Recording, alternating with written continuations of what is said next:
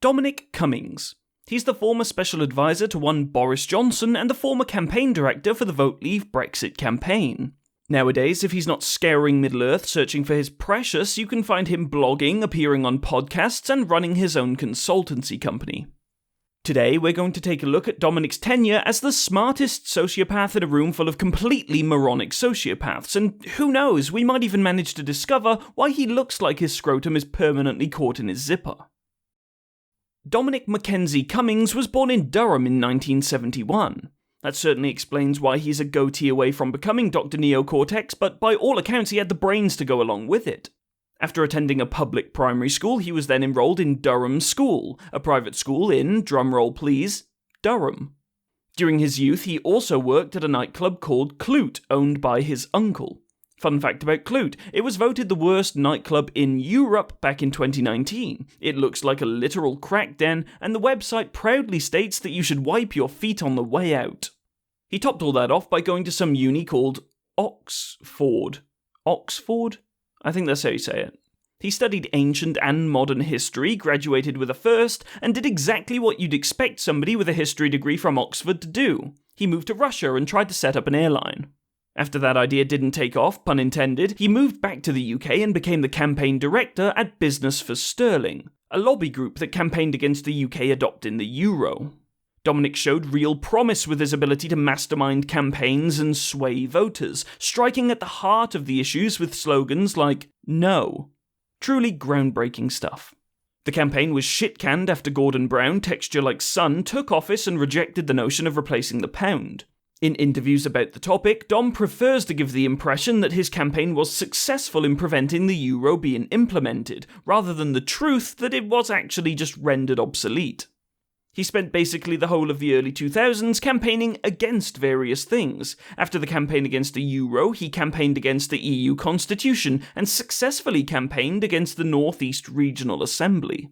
It was in 2007 that he began working as a special advisor to Andrew Tate's Chin's dad, Michael Gove. He worked with Gove for 7 years and had developed a bit of a reputation over the years of being as pleasant as a hairy, unwashed arsehole. In 2012, one civil servant was awarded £25,000 of public money after Dominic Cummings and James Frayne were accused of bullying. It's no secret that Dom, Gove and others have a hostile attitude to those in the civil service, and although the investigation didn't see them suffer disciplinary action, their conduct was described as intimidating. By 2014, Dominic had resigned as a special advisor, but his retirement wouldn't last long. In 2015, this bloke called David Cameron decided to hold a referendum on whether or not Britain should remain a part of the EU. As Dominic tells it, he was chilling out, maxing, relaxing all cool, reading Dostoevsky next to his pool, when a couple of guys who were up to no good called him and said, "Hi Dom, there's going to be a referendum on the EU and we've got sweet fuck all prepped for a campaign. Would you possibly mind coming over and helping us to convince people that leaving the EU is a good idea?" Despite being unsure whether or not leaving the EU would be beneficial for the UK, he accepted and became campaign director for Vote Leave. This is really where he became one of the chief architects in some of the most damaging events to hit this country since that bloke with the little tiny moustache. Now I'm going to take a minute just to explain my issue with Dominic and why I think he's chock full of complete shit, but before that, let me say thanks to today's video sponsor, Beer 52. Let me get straight to the point. St. Patrick's Day is coming up. It's the 17th of March. How does a free case of beer sound? Because that's exactly what these guys are offering you to experience some world-class craft beers. Beer 52 is simply a beer club. Each month, they procure craft beers from all over the world and send them directly to your door. Naturally, I had to do my due diligence and test the product for you guys, you're welcome, and I was honestly blown away. This month, I got 8 craft beers and a few snacks, which helped me get through 7 hours of committee hearings for this video, and they were absolutely delicious. Hands down, my favourite beer of the box was this little cheeky chappy, Robusto Combusto by Baskeland. It's a dark, coffee-infused beer that was the perfect marriage of craft beer and black coffee. Now, if dark beer isn't your thing, you can choose to only receive light beers too, like this lovely Tropical Unicorn by Bad News Beer Company, so no worries there. If you go to beer52.com/geezer, you can get your hands on an entire case for free, so you can give it a try for yourself. All you've got to do is cover the postage. That's beer52.com/geezer to get your free case of craft beers, and honestly, you're gonna love it. Thank you again to the guys at Beer52 for sponsoring the video. Okay, so for context, I've listened to hours upon hours upon hours of committee hearings, podcast interviews, and speeches from our Dom, and one chief complaint he seems to make about our government is that the upper echelons all think very similarly. Most are Oxford and Cambridge graduates, most studied politics, philosophy, and economics at these institutions, and most have had very little experience working in a private setting before graduating to public office.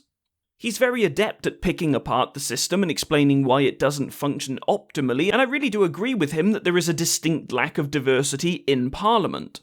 What he fails to understand is that, for all the brainpower he reportedly possesses, he has chosen to consistently align himself with the people and, by extension, the ideas that have put the country in measurably worse condition.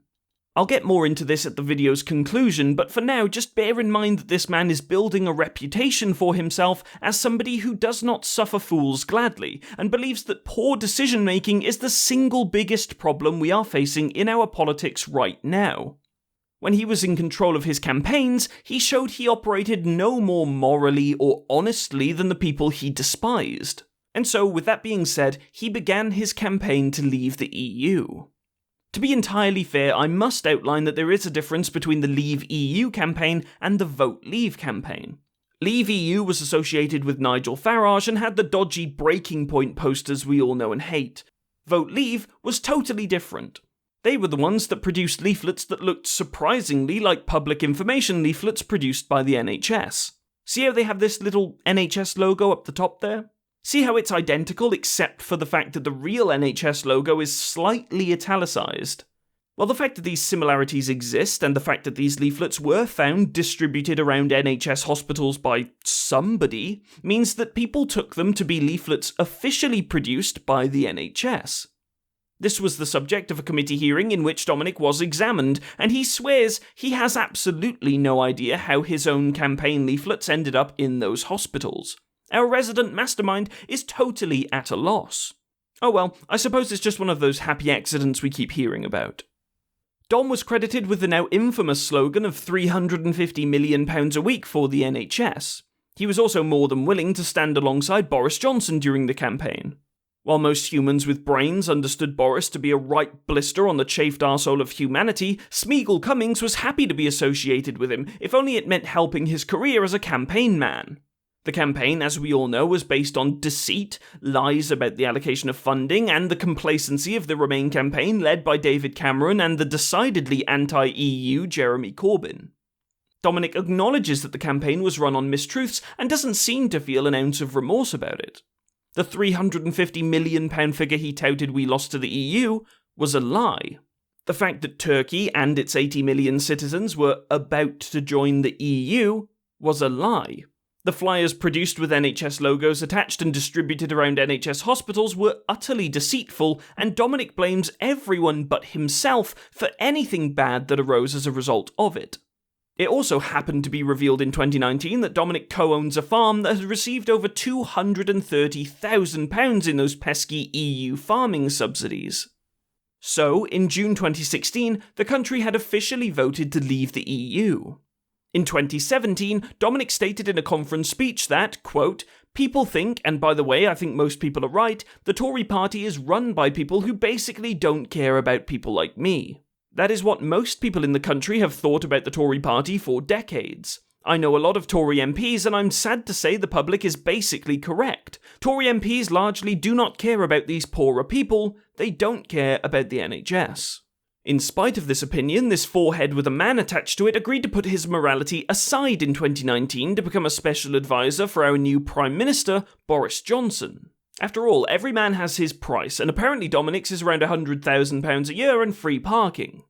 And to say that he was simply one of many special advisors is selling him a bit short. Most who worked at Number 10 have said that he was one of the most influential voices in the country at that time, and it's easy to see why he had the ear of the PM. He had basically been the person that legitimised him as the face of Brexit during the referendum.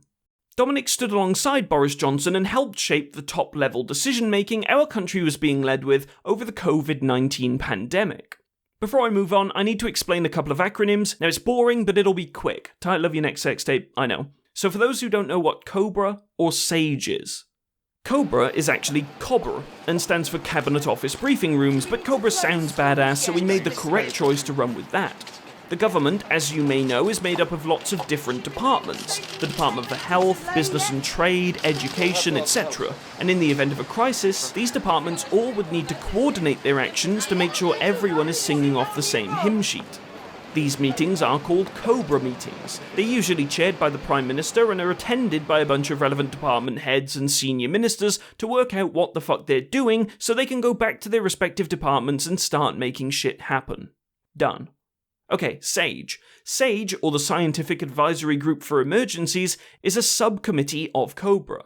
It's the go-to team when the government needs help with science stuff to better inform their policy-making decisions. It's not got any dedicated team members like the X-Men or BTS, it just kind of pulls in the necessary expertise as and when required. Sorted? Okay, so with that being said, Cummings has repeated in several interviews that COBRA meetings were ineffective, that the method with which SAGE communicated with Number 10 was lackluster, and the lack of diversity of thought at the cabinet level meant that everybody was equally ineffective at adapting to the situation. Gee, if only they had someone on side with a big giant fucking head that could help provide them with advice on how to move forward. An advisor, if you will. You know, someone with a special skill set. Someone that might have received a £40,000 pay rise to help the Prime Minister navigate such difficult situations. And look, if they happen to look like Gollum's limited edition accountant variant, then that's absolutely fine. If that was too subtle for you, what I mean to say is that Dominic seems to want to blame everyone in the country except for himself. I mean, Boris Johnson's a complete wet wipe, don't get me wrong, but I'm pretty confident that Boris didn't tell this savant to go and drive 264 miles during a national lockdown to move in with another household bubble. That was against the rules that his government imposed.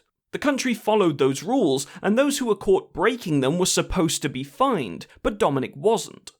I'm pretty sure Boris also didn't tell him to go for a 30-mile drive with his son 2 weeks after he tested positive for COVID in order to, quote, test his eyesight.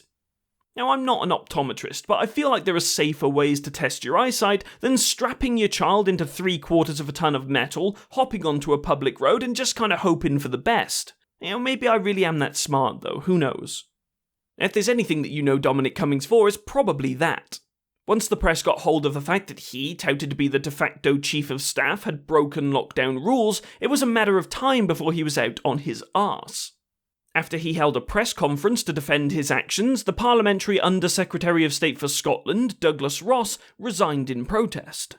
The entirety of the British public called him a cunt. Emily Maitlis called him a cunt. Even Jeremy Cunt called him a cunt, so you know it must have been bad. Without realising it, Cummings had provided evidence for his own argument that the political elite observe a whole different set of rules. He only didn't quite realise that he himself was one of them. In November 2020, Dom left Number 10. Despite Boris supporting his breaking of the lockdown rules, it's reported that Boris asked him to leave after he suspected that he was behind a number of briefings that made Boris look like an ineffective, idiotic, complete, total and unrelenting arsewipe. Imagine. He was called in May 2021 to provide evidence to a select committee, and this is where I do have to give him at least some credit. The very first thing he did was to unreservedly apologise to the public for underperforming in his duty. Just fully agreed that the government royally fucked it, and he just apologised. I mean, don't get me wrong, I still don't like the guy, but it shows that he has at least some level of humility. Let me save you a few hours of watching 2 different evidentiary hearings by telling you the highlights. He says the reason the government didn't act quicker in enacting a lockdown was because they were worried about the British public not being very happy about it, causing delays that cost lives. He said that Boris Johnson, Matt Hancock and the gaggle of crackheads surrounding them are all a bunch of divs. Now, he's obviously right about all of this, but he says it as if he's telling us something that wasn't completely plainly obvious. It's as if he genuinely expects to be praised for working out, eventually, that Boris Johnson was about as qualified to run the country as he was to run the London Marathon. Since then, Dominic has appeared on a number of podcasts and shows to give an insight into what it was like to work in government as an outsider. The questions were softballed by people who honestly seem to be on pretty good terms with the Cumster already, so if you don't want to see somebody attempt to balance this human bobblehead's metaphorical testicles on their face, I'd give him a miss, but that being said, I'm probably not your mum, so do whatever you want. And what's he doing with himself now? Well, you can find him doing what I now call a post-politics special. He runs a consultancy company. It's called Siwa Limited, and according to his website, it tries to solve management, political, and communication problems, because if there's anything we've learned, it's that he's fucking awesome at that. He's also moved his blog to Substack, so if you'd like to pay $10 a month to see how many times he can use the word Potemkin in a single article, then feel free to pop over there too. At the end of the day, I think Dominic Cummings genuinely, honestly believes that he was a force for good during his time working with the government. In reality, he helped the UK get out of the EU by lying to and misleading the public, which he acknowledges his campaign did. He knew that nobody had a plan to withdraw from the EU. He legitimised Boris Johnson as the man to deliver Brexit, which was key to him being elected in 2019 as well. He then continued to advise Boris, despite believing that he and his merry band of completely inept smegs were criminally negligent and actively contributing to the deaths of thousands of people. He told the Select Committee that he should have never been a senior advisor to the government, and that he's not even that smart. And you know what?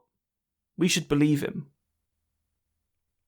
Thank you for watching. If you liked this video, please do like and subscribe, it really helps. If you want to support the channel, you can do what the gorgeous bastards on screen right now have done and support me on Patreon. You can do so from as little as £1 a month, the link is in the description. Love you. Bye bye.